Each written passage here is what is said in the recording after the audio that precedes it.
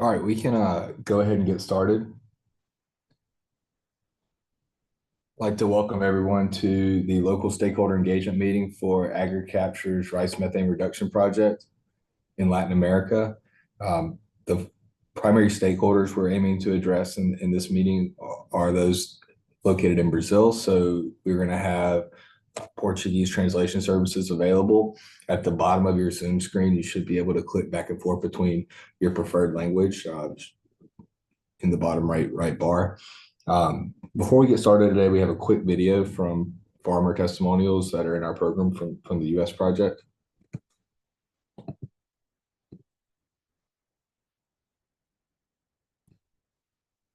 Biggest challenge we're facing right now is loss of market opportunity. Inflation drove up all of our costs for pretty much parts, repairs, all of the new equipment. That's our biggest challenge right now, lower markets and higher prices for our inputs. There's nothing we can do except keep making yield. Then you got to figure out a way to either produce more on the same acre or find a way to differentiate yourself. And like AgriCapture is taking what would just be normal rice and differentiating it to where it's at, a premium. And, that's a way that, we can fight some of those challenges. So thinking about AgriCapture and the potential to grow premium rice for an IP market, enter into potential Scope 3 agreements or the carbon market, it just opened a new revenue stream for the farm. But when you're able to do it on enough acres and scale it on your farm, it really adds up to some nice additional income that we're able to bring into the farm for just doing the right thing environmentally. We were, experimenting with row rice, and it was a small, minute part of the farm at that point. So we said, well, why not? And so we did, and it worked great. And so the next year, we were able to increase our row rice acres. Then we just grew from there, and now, we're 100%. 100% of our rice acres are with AgCapture, and it's totally changed my bottom line. Like AgriCapture, they help out because, margins are tight, and this is an extra source of revenue that you can count on by doing these practices, and it makes growing rice more viable to our operation. The revenue generated from the carbon credits has been a huge benefit for our operation. So pretty much it's got us into a situation where we're advancing forward with the row rice. The revenue stream is there because of the carbon credits. I can't see any reason that we would go backwards on this and go back to raising paddy rice. We've taken this land and developed it and made it better, more efficient, and more, more environmentally sustainable in the long run. And so that was kind of our goal, what we're moving toward. Essentially, the video was testimonials from our farmers discussing the positive impact AgriCapture program has had in their farm operations and our existing project in the United States. We can share the video afterwards, but before we get into it, I want to do some brief introductions. My name is Ashton Moody. I'm the director of product at AgriCapture, so I handle acre enrollment and our international expansion efforts. A little bit about my background. I did not grow up on a farm, but I grew up in the Southeast around a lot of agriculture. I'm an accountant by trade, so don't hold that against me. But I was working for an audit assurance firm when a lot of the ESG and sustainability reporting standards became top of mind, around 2020. Got very interested in carbon accounting and climate finance. And when I came across AgriCapture, I saw a really great nexus of how you could utilize these innovative funding sources to help rural areas and farmers implement best practices. So, really pairing innovative funding with innovative farmers, and I thought it was a great nexus. So, joined about a year and a half ago. AgriCapture has been around since 2021. Started as a part of a farmland investment fund in the U.S. that was trying to find new ways to get their tenant farmers revenue while also increasing the value of the land. They saw that, other carbon programs out there didn't quite fit their needs, so they spun out AgriCapture to perform carbon services for their tenant farmers. So AgriCapture is a project developer that helps farmers, ranchers, and landowners monetize sustainable agriculture practices through carbon credits and value chain interventions. So from our experience in our U.S. project, we'll get into it in just a second. We know it's important to have a physical presence there in your project region. So when we look to expand internationally, we knew we had to find the right implementation partners to go forward with this endeavor. And so we have partnered with Natcap Solutions in Brazil, and we're lucky to have them on the call. So really excited for the partnership with Natcap. And I'd like to introduce Matthias to provide an overview of Natcap and introduce himself. Thanks, Ashton. My name is Matthias. I'm Executive Director at Natcap. We are a supply chain sustainability consultancy. We work mainly on livestock, cattle, traceability and sustainability projects in central Brazil. We also work on sustainability on rice and soy supply chains. And we've been working on sustainable rice over the last 5 to 6 years. And lately, over this last year, we have been in touch with AgriCapture, and we started this partnership to bring the opportunity for farmers in Brazil to enter carbon markets. So we are very happy with the opportunity, and we hope you can enjoy this presentation and see what are all the benefits that this partnership can bring to rice farmers in Rio Grande do Sul.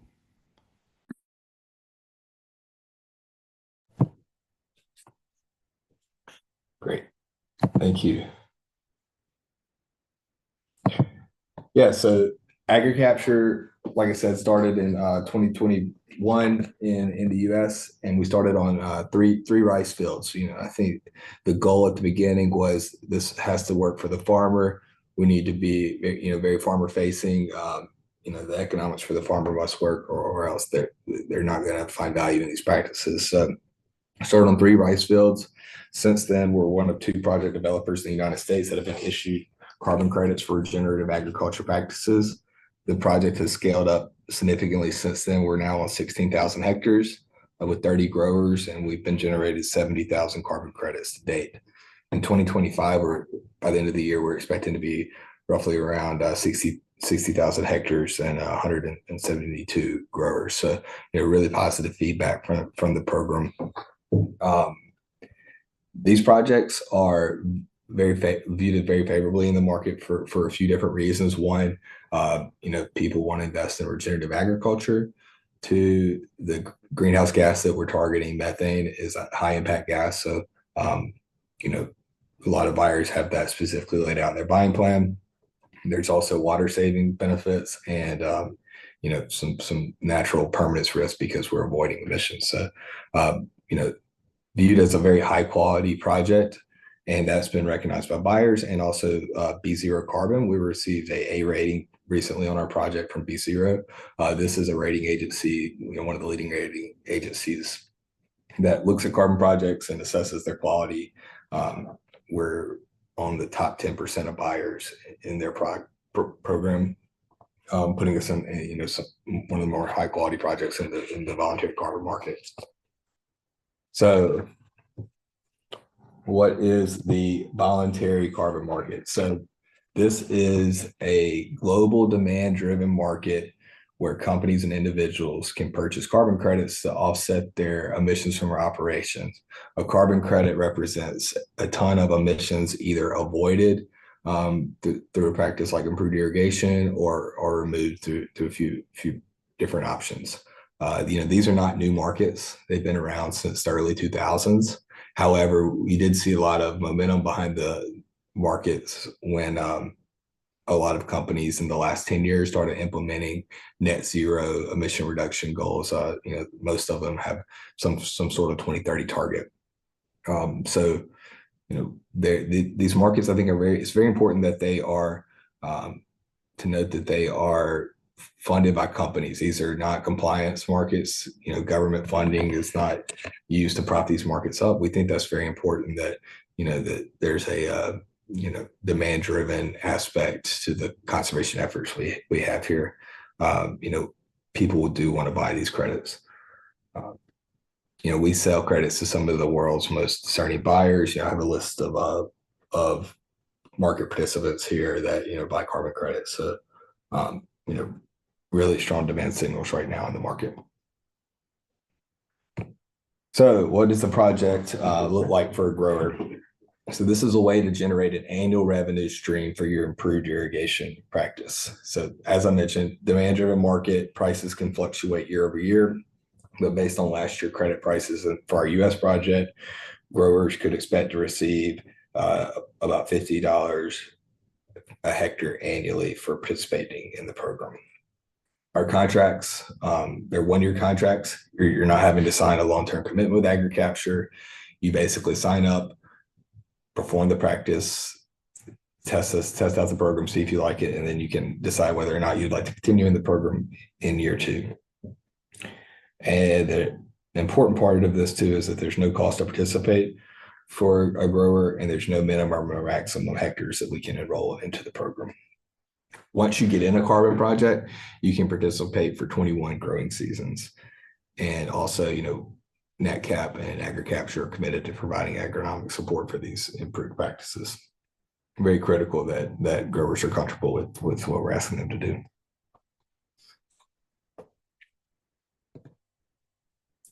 Okay, so talked about kind of project dynamics and the market that we're selling in. So what does the grower need to do to generate revenue for this program? At a high level, when you implement an improved farming practice from a greenhouse gas emission perspective that is different than what your neighbor does, you are creating an environmental asset on the ground. The practices that we are focusing on here to create those environmental assets are improved irrigation. Why is improved irrigation such a great opportunity for carbon credits? So as we all know, conventional rice fields are grown in a flooded environment. That flooded environment creates anaerobic soil conditions that allows methane producing microbes to thrive in the water and generate methane. So the name of the game in our project is to introduce air back into the soil to kill off those methane producing microbes.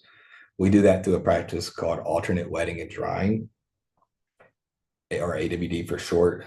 Basically, at least twice during the growing season, you're allowing your fields to flood, and then you're going to dry it down to a level of about 10 centimeters. And as soon as it hits 10 centimeters below the soil, you can reflood your field again. And you do that at least twice. It has significant reduction to methane coming off the field. So what are the benefits? We've been talking about it here. This creates a new revenue stream. It creates a new commodity that you can sell from your farm. A global commodity. We can take a carbon credit from our Brazil rice field and sell it internationally.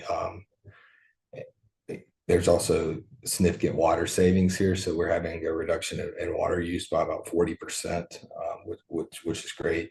As I mentioned, methane reductions. And then we've also seen a nutritional benefit to these projects. So the improved irrigation practices have shown to have a up to 27% reduction in inorganic arsenic uptake in the grain.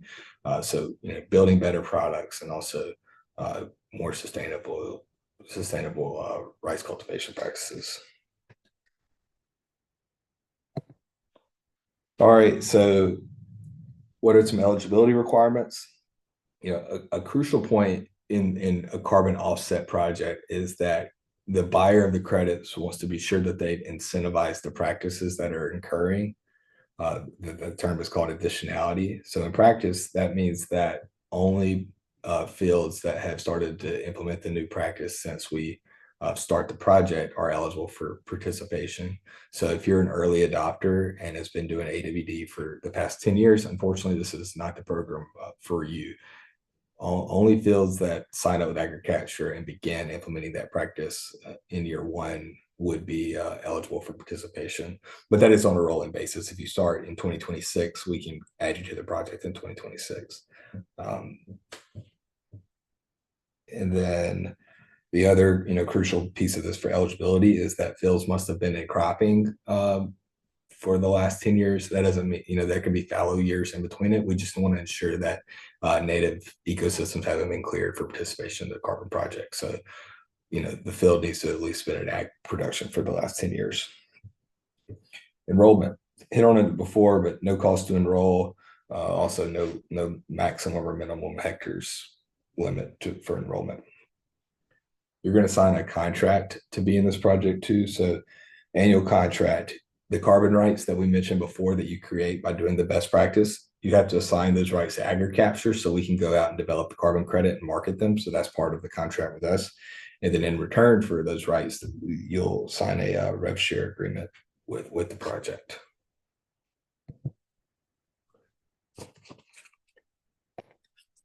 So project location. So today we are focusing on the initial project activities in Rio Grande do Sul, Brazil, Argentina, and Paraguay. However, this program can expand throughout South and Central America. We're going to focus on these regions. We, very similar growing practices there, but looking to expand outside of the areas.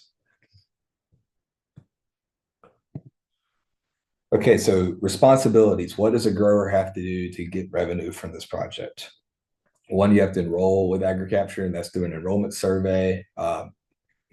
Low touch enrollment survey. We respect your time. We don't want you to spend a whole lot of time, filling out paperwork, but want to collect some important information through the enrollment survey. You have to sign a contract with AgriCapture that we previously mentioned, and then it's really, performing your agronomic practices. So implementing 2 or more dry down events during the growing season.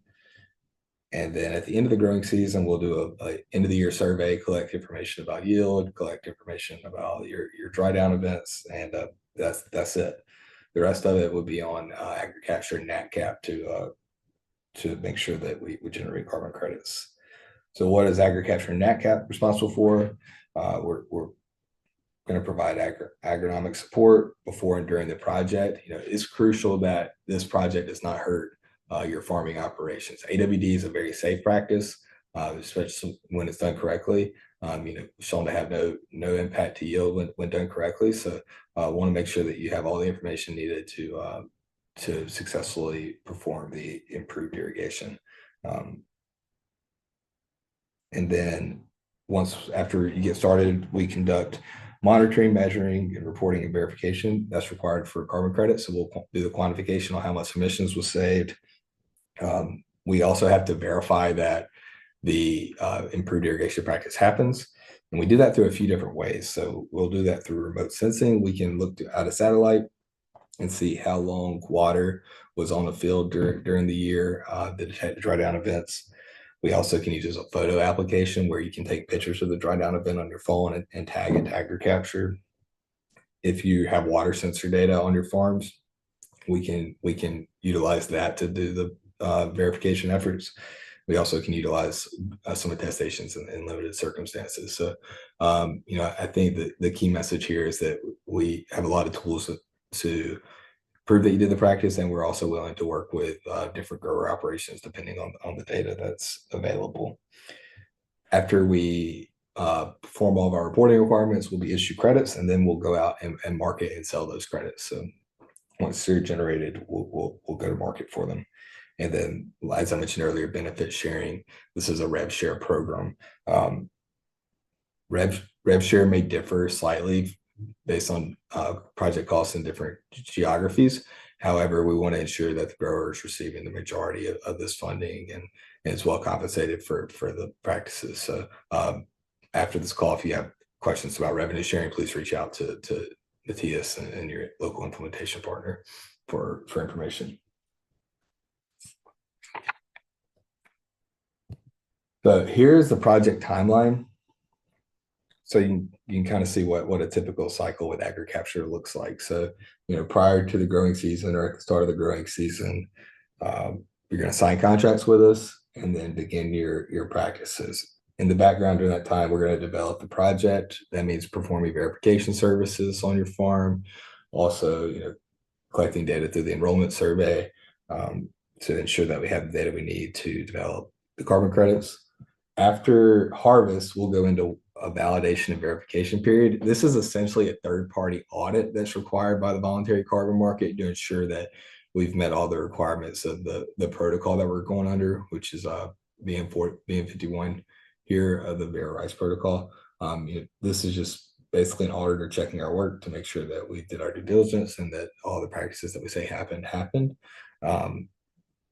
Once the verification concludes, carbon credits are issued, and we have a sales team dedicated full time to going out to the market to tell our story and pitch carbon credits from the project.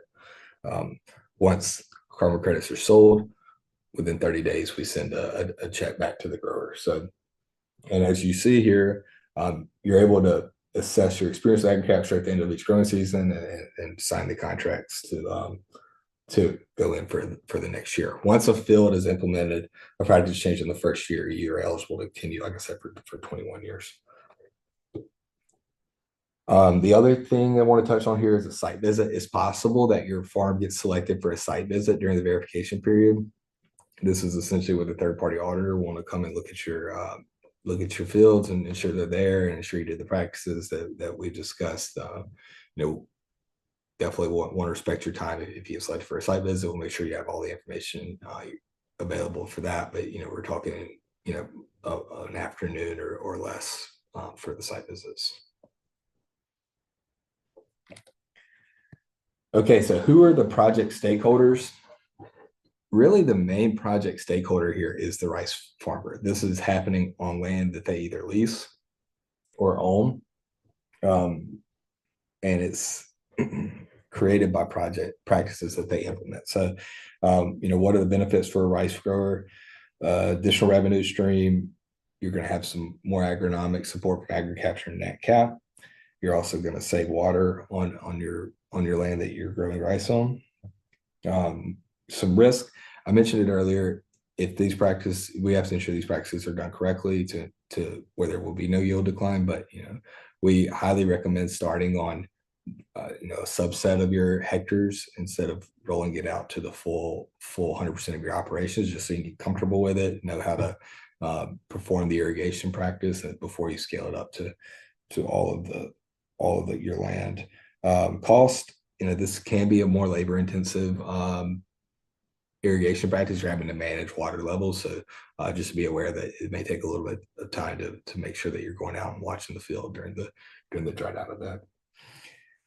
Other secondary stakeholders we've identified are the producer associations. So could be an opportunity here, benefit for producer associations and ag cooperatives to provide some more agronomic support to their growers, strengthening relationships there. And then we also see these associations as potential opportunities to partner in the future. We want to get as many growers implementing improved irrigation practices as possible in your region. So the producer associations are a natural fit. Local governments could also be viewed as stakeholders here, but really been taking benefits from just decreased water use in the region. And also, these projects can help contribute towards national water and GHG reduction goals. And the tertiary stakeholders, really everyone's going to benefit from less water being used. It's a resource that we're kind of providing a public good here.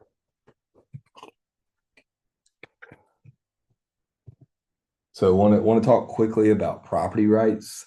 This program has no impact to property rights. These are 1-year agreements that don't require a encumbrance on your land for longer than what the project is going for. So you're not assigning over rights to your land, you're assigning over rights to the carbon asset that's created on the land. And then also we're going to quickly touch on relevant Brazilian laws. It's important. Project requirements are never going to supersede local law. Like, the project will be in compliance with all local laws. We've done legal due diligence on our end. If you have questions or concerns about how we're handling a certain legal consideration, please reach out, and we're happy to talk through it. I do want to flag that practices that have been included in this program cannot be legally required by your government organization. This is not the case in Brazil. But if Brazil next year decided that all fields had to implement AWD as a requirement, then Brazil would be excluded from the program. So just something to flag. But right now, AWD is not requirement from the government, and we do not foresee it ever becoming a requirement for the government right now. So, you know, nothing to worry about there. These are the references. We've had some data in the presentation that we can send out these slides afterwards if you're interested in digging in a little bit more to learn more about AWD or some of the carbon market points that we discussed today. But yeah, so that includes most of our content. We've left some time at the end to have a Q&A session. That way we can make sure we're addressing comments and concerns from the stakeholders. We had a few submitted through the registration link. I can start here, and then we can look to the chat to see if we have any comments. But so here's a question. From your perspective, how long can it take to raise awareness among all producers and get them to join nationwide in Brazil? So yeah, I think this is a really good question, and it's something that we can look to our U.S. project as a model. Like I said, we started on 3 fields, and we're talking to them about selling carbon credits, and it's kind of new to a lot of people in the region. But once we successfully sold that first round of credits, generated the credits, growers were more confident in the practices. They also saw that, like, their friend, their neighbor was having a positive experience with AWD. So it really helps. We kind of created a grower network to help them kind of get comfortable with the practices, but also as proof of concept. It's like once you see revenue flowing from a project, it's easier for a project to expand. So I really think that we could replicate that same expansion model in Brazil.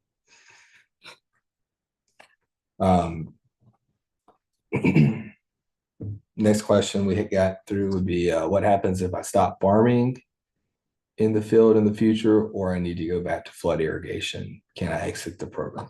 So yes, we offer 1-year contracts. After the first year, if you're not pleased with the program, and additional income to your farm, you can exit with 0 penalties. So signing 1-year agreements. If we need to carve out, select different fields in the future, definitely can do that. We also, I think it's important to note here is that we don't dictate your rotations.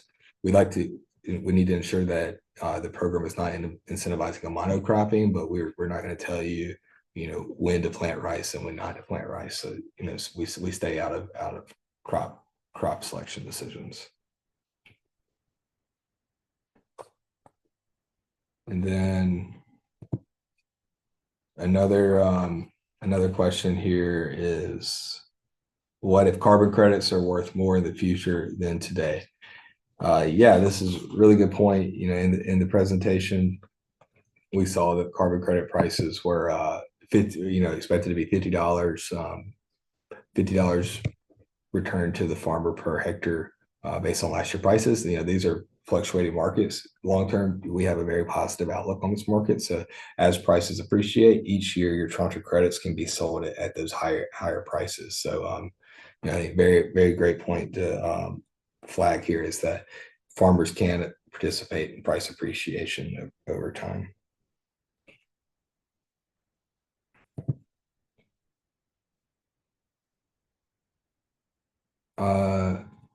So yeah, another question, is there an expected decrease in yields by using intermittent flooding? No. So we have, in the US project, we've seen no decreases in yield. That's consistent with literature. We do want to ensure that AWD is performed correctly. If something, you could see a decrease in yield in the first year if you're getting used to the practice, but if performed correctly, yield should stay or maybe even increase. So no concerns of long-term impact to yield.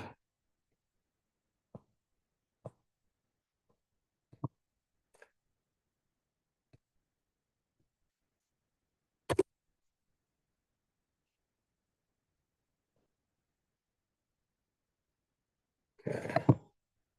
Any other questions while we're on the call?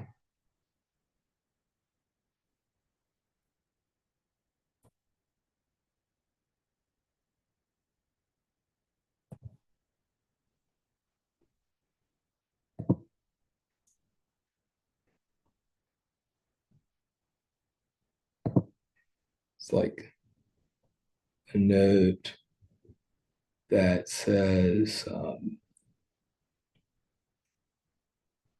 water levels. So we have been using multiple water level sensors. Yeah. So yeah. So the basic comment in the chat that growers in Brazil have water level sensors that can be used to monitor AWD dry down events. Like, yes, definitely. That's great data, and it's data that we use with our program. So, would love to get you connected to Natcap to talk about, maybe we could do an API, or maybe it's just a manual, we send us over the files. But yeah, water level sensors are really great ways to track water level for both the management practice, but also for the verification when you send over water sensor data to a verifier. Is really great support.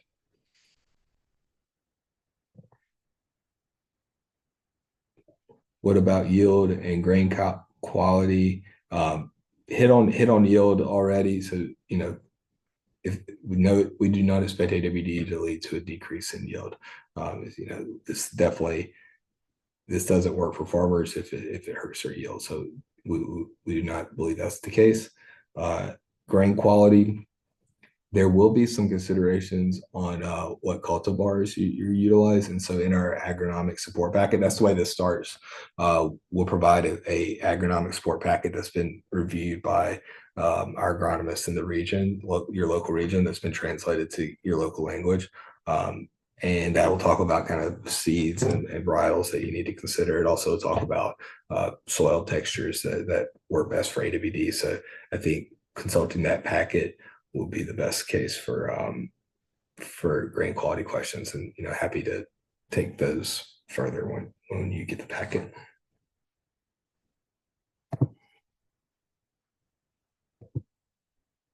And ideas to expand into other carbon reducing practices. Yeah, so I think in the future, so the way that the practices were selected, there are 4 registries that basically monitor the carbon project. So they create methodologies that you have to follow to get these carbon credits. And so right now, the practice that's approved under those methodologies is AWD. However, in the future, we could look at, maybe it's a furrow irrigated rice. We do that in the US, or maybe it's a direct seeded rice change from transplanted flooding. So yes, I think right now we're focused on AWD, but always looking for new opportunities to help save water and reduce emissions from rice cultivation.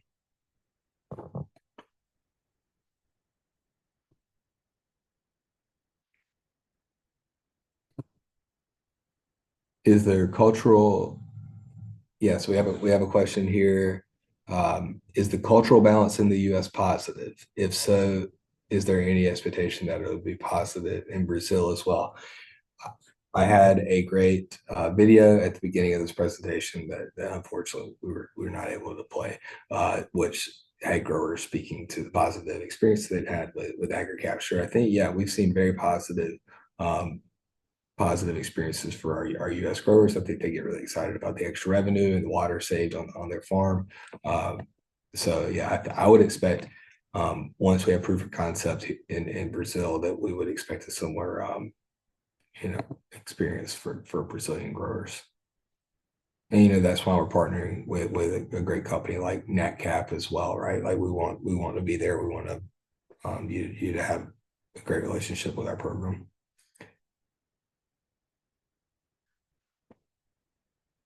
Okay, so an agronomic question here. Can this intermediate irrigation be in any period? I mean, vegetative or reproductive?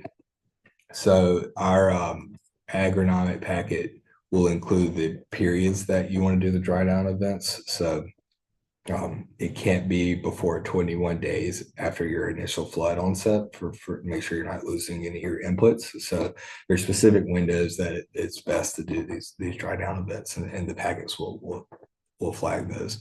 Also you could do the same practices for if you're growing like seeds. You can do these on seed producing rice fields as well. What about What about weed management with lower volumes of water? We expect red rice and other weeds that are usually dealt with through irrigation. Yeah, great question. That like I said, we would love to have some kind of separate training sessions for growers there. We expect that project that you'll be able to manage the weed pressure there. The agronomic packet tells you how, but if there's additional concerns, we can get you in touch with our agronomist and talk about red rice. But yeah, no, definitely noted. And these are very similar questions to what we receive in the U.S. There's a reason people are flooding the fields for a reason. So definitely love to speak to those in a separate training session.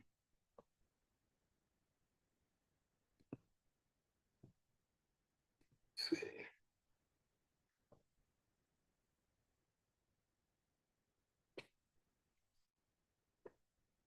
Okay. Anything else in the chat? Will I have enough time to start? Will we have enough time to start this growing season? Yes. So I expect planting is occurring right about now. The great thing about AWD is typically if your field is zero graded or able to easily manage water levels on it, you don't really have to make any changes to the field. So we'll definitely send over the agronomic packet to you so you have the information available. But yeah, I think you have still have plenty of time to implement the dry down now. And then if you reach out to Matthias after this call or through the email link on the screen, we can get you the enrollment, get you the contract, and make sure everything's ready to go.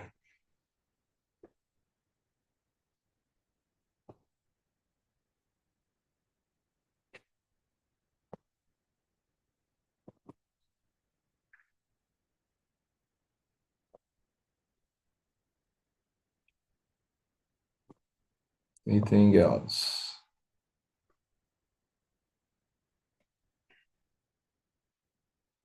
So maybe one more.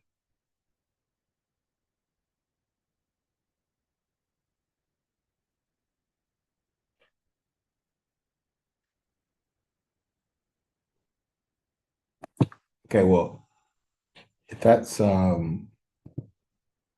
all we have today, really appreciate everyone's time and we're very excited about this project. We see this as a great opportunity for rice growers in your region. We want to bring in these new markets down to Brazil. We believe we have the right partnerships in place and really looking forward to working with each of you. So there's a email address on the screen that you can reach out to. Matthias will actually send out his email, make sure that you have everything you need to get in touch with us there. But with that, we'll conclude the webinar, but thanks again for your time and hope you have a great day.